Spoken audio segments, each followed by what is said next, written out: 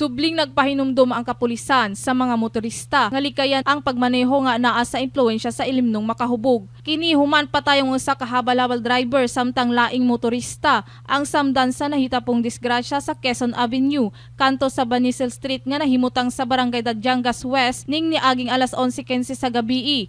Subay sa investigasyon sa Traffic Enforcement Unit Gensan, patay ang habal-habal driver nga si Bobby Dalimbang Daluna, 69 years old nga residente sa Purok 1, Johnny Ang Paradise, Barangay City Heights, sa Suzuki Raider 150 nga gimaneho sa wala pa mailhang lalaki. Gikan si Daluna sa Banisel Street ug misulod sa Magsaysay Avenue sa dihang nagbangga sa padulong nga Suzuki Raider gikan sa Pioneer Avenue. Ang driver sa Raider nakaangkon og grabing samad sa ulo ug gidala sa Dr. George Piroyeca Hospital, samtang ang habal-habal driver dead on the spot sa nahitabuan. Pulos wala lisensya ug ORCR ang mga nalambigit. Nasayran usab sa kapulisan nga nanimaho og ilimnong makahubog ang driver sa Raider 150.